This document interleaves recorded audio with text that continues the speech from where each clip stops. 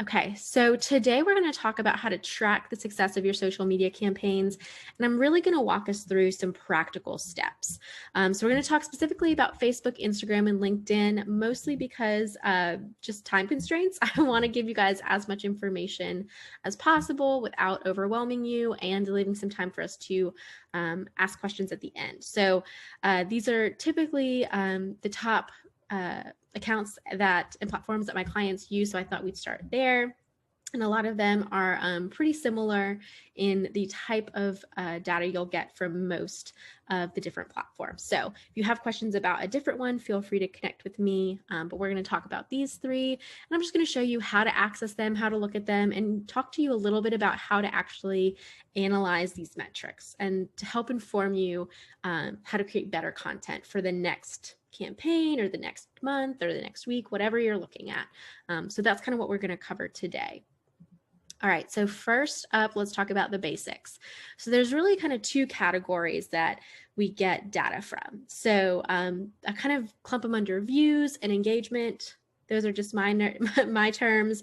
You might hear other people use other terms, but typically the different metrics that fall under these are going to be your impression and reach for your views. That's telling you who's seeing your content, how much is it shown, and then the engagement piece is who's actually taking action, right? So who's liking your content, who's commenting on it, who's making some shared posts, and then who's clicking, right? So if you're sharing a link or if there's something else that you're sharing in that post, are people clicking on it? And so there's a lot of different information we can look at each of those, but these are the ones I typically start with for most clients. And that a lot of times are going to give you some really solid information to at least start to understand how to improve your content. I looked at these today for a few clients when I was doing some end of the month reporting. You might say end of the month, end of last month. I put it all together the first week. And so that's something I also recommend is the first week of every month is a great time to look at your analytics because you'll have all the data from the previous month. And so you can look and see exactly how that went. And it's enough time for you to make any adjustments that you need for the upcoming month. So just a few tips there. All right, so first let's look at Facebook. You may be familiar with it, you may not. So this is my Facebook page and we're gonna look at my insights. And so if you're not sure where in the heck to find them, the easiest place is right here on the left-hand side of your screen under insights. And so if you have the old Facebook, which I think most people have the new one, I believe it's still up at the top in the right-hand corner, but you're essentially gonna look for insights or analytics. Those are your keywords there. So once you click into that, you're going to be taken to a summary page. So this is typically what it's going to look like. And ideally, you'll be posting even more than I do. This was a very eye-opening for me and a good reminder to kind of up my engagement and content. But anyway, we'll just kind of look through it. It's super fun. But the first thing I typically do is update this piece right here, the page summary, and adjust it to the dates I want to view. So Facebook's interesting and it does 7 days or 28 days. So I like to do 28 days just to try to look at as much of the month ahead of time. You can look at week to week, whatever you prefer. So that's really helpful, but you can also export the data and that can be all the data that's ever been in your Facebook feed, right? So if you want to look at your entire year or if you want to look at specific dates, you can export it into an Excel file. But as far as their summary pages, they typically stick within that 7 and 28 day range. So a couple items on here that we're going to look at is page views. And so this is a really helpful space to go into and to really see, okay, how many people are looking at your content, how many people are viewing your page, like clicking into any of your posts and checking it out, all of that kind of fun stuff. And then you also have post reach. And so what's interesting is you'd expect a lot of the engagement pieces to be under post engagement, and there is good data there, but the number of likes and the number of comments and things that you get will actually be under your post reach icon here. So I like to look at this and see what's going on. So something that's helpful to know, the difference between engagement, or the difference between impressions and reach is that impressions is how many times your content is shown. So it could be that my content showed up on people's page or newsfeed or whichever, but they didn't do anything with it. They didn't scroll by it. They didn't like engage with it, they didn't see it, but reach is how many people actually saw it. And so typically this could be maybe they stopped scrolling and they actually looked at your content, maybe they engaged with it, all those different pieces. So that's why you'll find a lot of that engagement information under there. So if you're ever confused about the two, impressions are just kind of like, hey, we threw it out into the universe, onto these people's news feeds, and they might have seen it, they might not have. Reaches, we threw it out into the universe on their news feeds and they actually saw it. Don't ask me how Facebook knows exactly the difference between the two. They've got a crazy algorithm, I'm sure, that tells them all of that. So that's really helpful, though, to know the difference. And I often have to just kind of stop and remember the difference between the two. So if you get confused, that's all right. And then the next one is the post engagement. And so this could be everything from, who's going to click through on things. It does have some information about just the different comments or the different shares, things like that. So these three are really helpful to click into. And then I also want to look at the page likes. So you'll see on Facebook the difference between page likes and page followers. And so those often will be slightly different numbers. And if the gap between the two isn't that big, then it's not a big deal. If you see that gap getting bigger, that might be a problem. And so the reason I say that is likes are people who are essentially committing to the fact that they like your content, they like your business, they want to be associated with you. Followers are people who maybe are interested in seeing your content, but they don't necessarily want to commit to being a fan of your page. So if you go to someone's page, you can see who likes their page, but you can't always see who follows them. But if you like a page, you automatically follow a page. But if you follow a page, you don't automatically like it. So this is a question I get a lot from my different clients, and that I kind of always have to come back to. I wouldn't say either one's better than the other, but definitely focusing on getting page likes tells you that those people are really interested in getting your information that you're sharing, right? They want to be notified. They want to be a part of your community, and followers are just slightly less committed. That's kind of how I think about it. So that can be really helpful to kind of compare and see, and just to kind of think through, okay, how many page likes do I want to get? So this past month, I got 2 new likes. That's great. I didn't put out and push a lot of content, and so I'm not surprised that it's slightly lower. And so, kind of check those things out, compare it month to month, but kind of figure out what works for you. Then the last one is actions on page. And so this will tell you more about, who's clicking on the links on your page. What are they doing? I mean, it's kind of self-explanatory, but what actions are they taking on your page, right? So a lot of these kind of feel kind of like, oh yeah, of course, that makes sense. But once you click into them, they can have a lot of different data. I'm not going to go too far into it, just because it's super fun and I could look at it all day, but let's take a quick look at where you can also access those deeper insights on the left-hand side. So if you want to look specifically at followers, instead of having to click through those boxes and figure out where that's at, you can click on them over here, different actions. So if you're trying to find something specific and you don't know which box it's in, check out this left-hand side, and it actually scrolls down to even more. So it's just a really helpful tool to really look into your insights, see what's going on, and figure out, what are people doing? What are they looking at? See which posts are performing the best. That's something else you can see is, okay, what post is getting the most attention? What was different about it from the rest? Maybe which post performed the worst, what it was your lowest performing post, and what was it that was different about something else. And sometimes you won't know. Sometimes it's kind of just the luck of the draw. So definitely explore your Facebook insights and check those out. Okay, so Instagram. So this one is a little bit trickier. I recommend checking your insights on your phone, mostly because it's the only way to access them if you're not using like a third-party tool, but you can also get really detailed. So the way to access them is to go to your home page or your profile and click on your Insights tab here. It might look slightly different depending upon your setup. I know Instagram recently, redid their whole format here. But if you don't see this, so if you don't see promotions, insights, contact, all of that kind of stuff here, it might mean that you don't have a business account set up. And that's the first step you're going to want to make sure you do. So what's tricky about that is if you haven't had that set up, you won't have any insights or analytics to look at, but it'll let you start collecting them.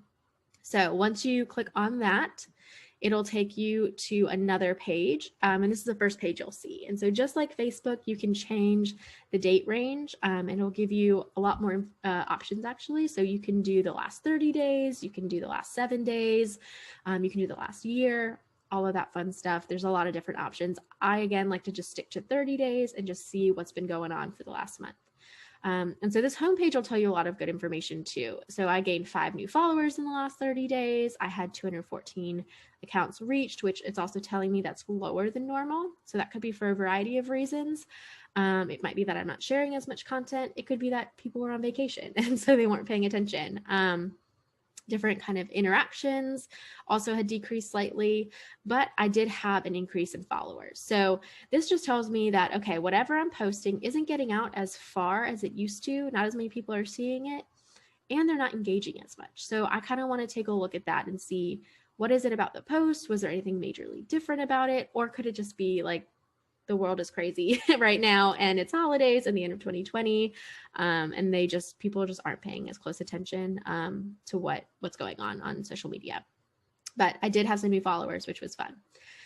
All right, the next page you're going to see on here. So these are just 3 different pages that you can go to, and they're just a breakdown from, let's go back to this one. So if you click into each of these subcategories under overview, that's what you'll see these different pages on.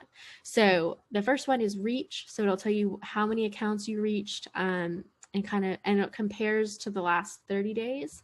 And again, this is where you can see your impressions, different profile visits. So I really like to look at this number, website tap. So the difference here is the profile visits mean that people are going and reading my content and then going to my profile, right? So there's something about what I'm posting that makes them want to learn more.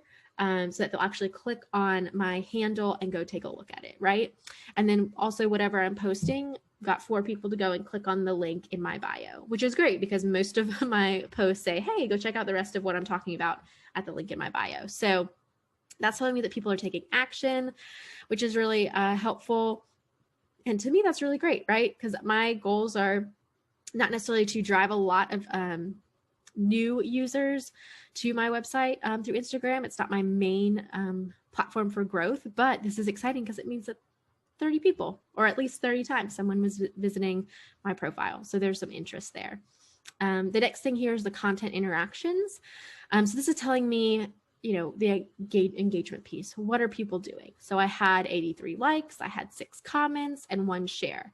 Well, that's really fun. Someone shared a piece of content. So I might go in and look at, okay, what did they share? Who shared it? My mom might have shared it, which is wonderful. She shares a lot of my content and likes it all, which is great.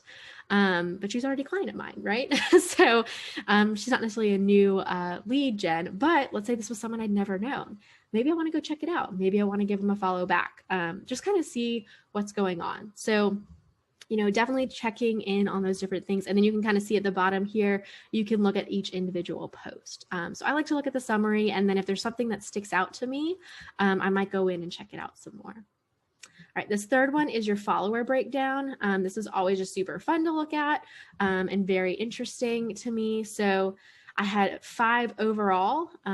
So it's like, okay, so I had 7 people follow me, but 2 people unfollow me. And I'm not going to get hung up on unfollows. There's a million reasons people might unfollow me. There's a million reasons I unfollow people that have nothing to do with their content half the time.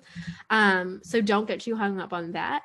But it is good to know, especially if you're reaching for a specific follower count, that, if you're having people unfollow you, or if you're having mass amounts of people unfollow you, you're going to want to look at your content and figure out what's going on. So that can be super, super helpful. And then you'll see here at the bottom, if I were to scroll down on that page, I can see where most of my followers are located. I'll even be able to see how many men versus women are on there. And then just, some more insights into that. I can also see on this page when people are most active. So there's a lot of great insights in here. I could dive so much deeper. Instagram really stepped up their game on their insights. The only thing is you can't do it on a desktop, which, next steps, hopefully. So definitely take some time, give it a look and explore it. Something that's really helpful to do that I recommend is to check in on your Instagram insights and keep track of them in some form of an Excel document. I have a template I'm happy to share with you every week. And so the reason I say that is it's really difficult to kind of go back through and figure out exactly which post. Like, it just takes a lot more effort to go through 30 days later than if you do every week and kind of check in and see, okay, following this, following that. So I can go back and see, okay, on this week, I got 20 new followers. What the heck was going on then versus the following week when I got 5 new ones, right? So I can kind of look at that and see, and that's just harder to do with this setup here. So it's kind of my just tip there. Plus it's fun to just check in once a week and see kind of where you're at. All right, got to speed it up just a little bit. I want to leave time for questions. Okay, the other thing is you can look at the insights for each post. So let's say I had a post that performed really well, that I had people sharing and liking and all this fun stuff, and I wanted to check out like what the heck was going on. Why was that one so special? So if you go to your post on your feed and click the View Insights button, that should just kind of pop up there. This is what'll pop up on this right side of the screen. So I can see I got 24 likes, 2 comments. No one shared it, no one saved it, that's okay. But I got 6 profile visits, 142 people saw it, and you know, all these different actions were taken. And then what I like to see down here too is where do these impressions come from? So 73 came from hashtags, which tells me that's pretty good. Like, that's not a bad amount. It's more than people on the homepage. That means more people found me through hashtags than they did from their news feed. Some people found this post by going to my profile and checking it out. So maybe we're scrolling and saw it and we're like, what's this about? And then 3 other, that's just how Instagram kind of groups like, we don't really know where it came from. So this is helpful to know if your hashtags are working, if you need to update them, that kind of stuff. So that's kind of just a cool thing that I like to check out there. All right, so LinkedIn. So this one I'm not going to go too far into, but I do recommend kind of checking them out. So the way that you're going to access your analytics is up here at the top. And what's going to happen is you're going to see this drop down menu. And so you can click on visitors, updates, followers, and then you'll see different versions of this portion here that'll show kind of like your highlights, and then you'll actually have a graph. And there's a lot of data you can get in there. It takes a little bit if you've never used it before or never accessed it. It can take a little bit of getting used to.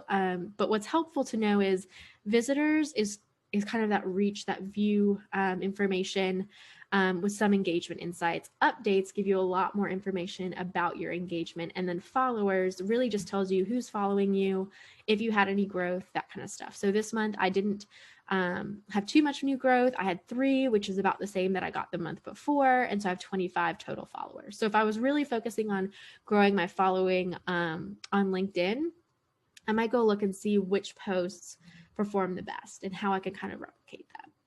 So, okay, I know that's a lot and I want to give us plenty of time at the end. So let's talk a little bit about analytics so that you guys can ask some questions if you haven't.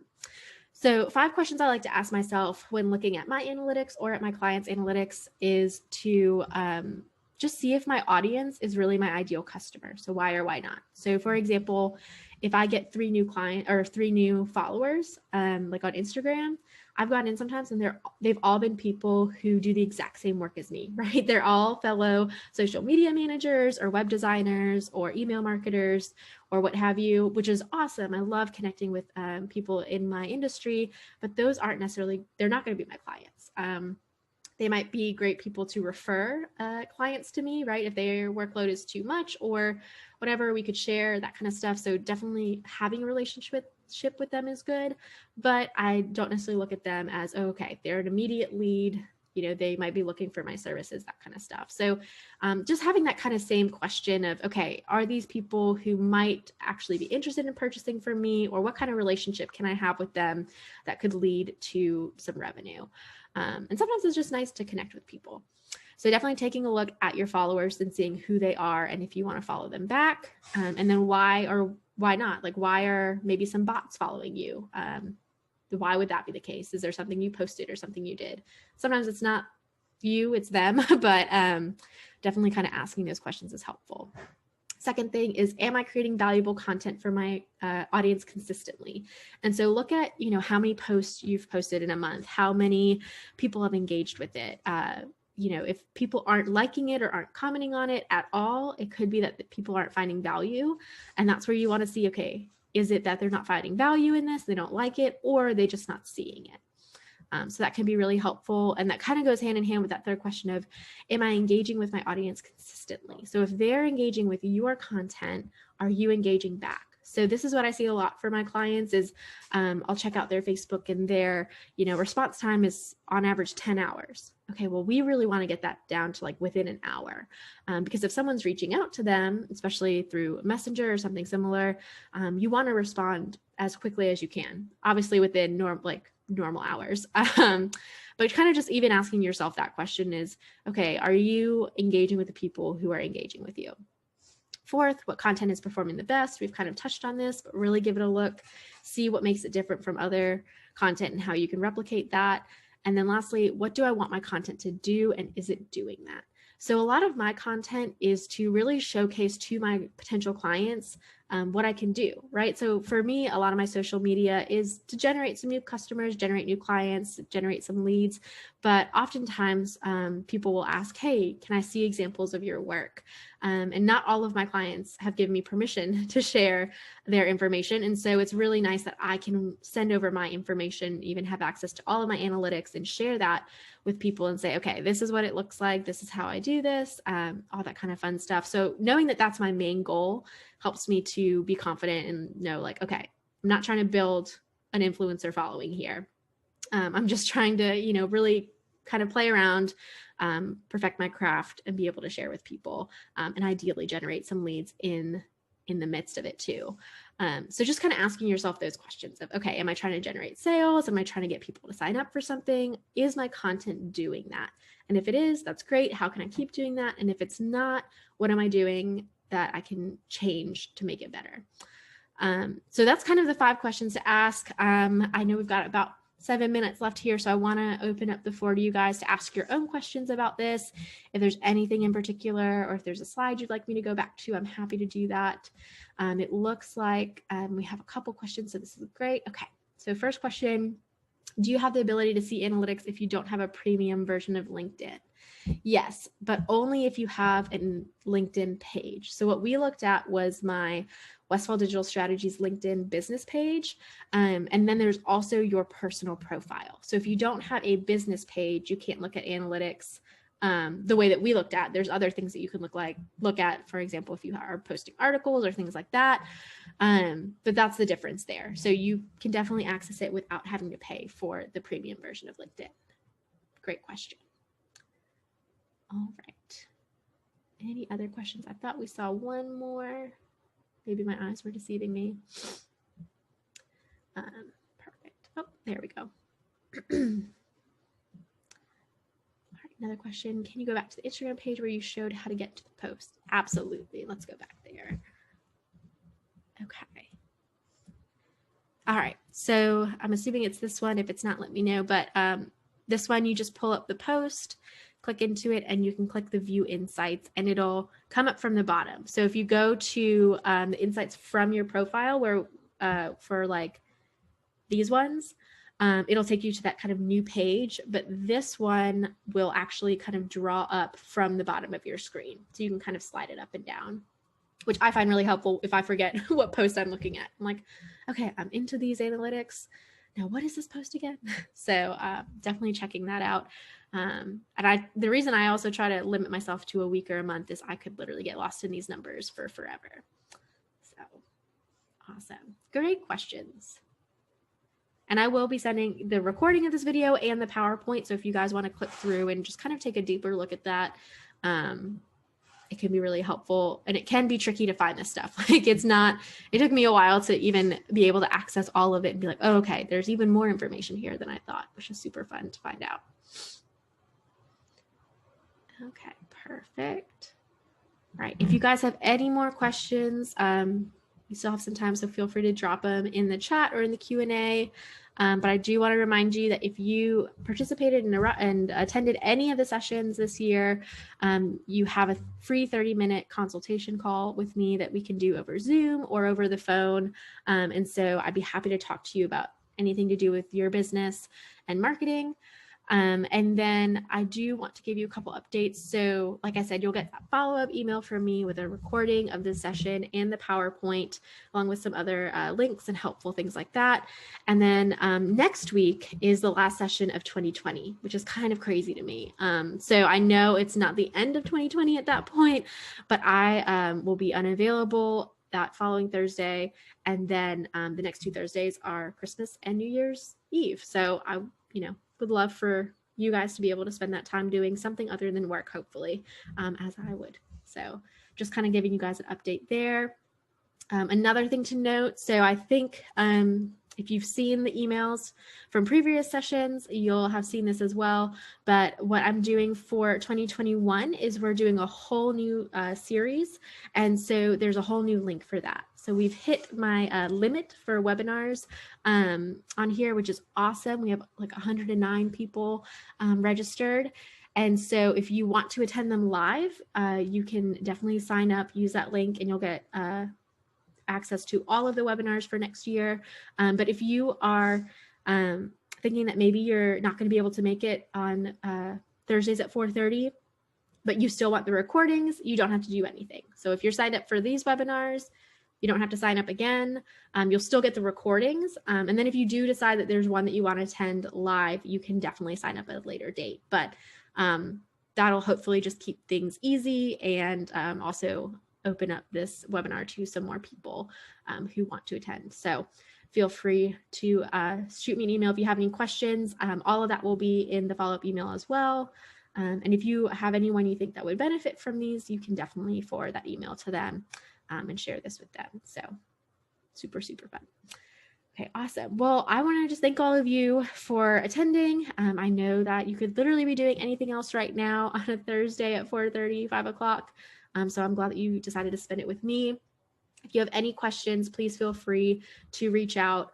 My email will be in the follow-up email that you will get, and you can always reach me just through my contact page at westfalldigitalstrategies.com. So I look forward to hopefully seeing you guys next week, and I hope you have a great weekend. All right, bye everyone.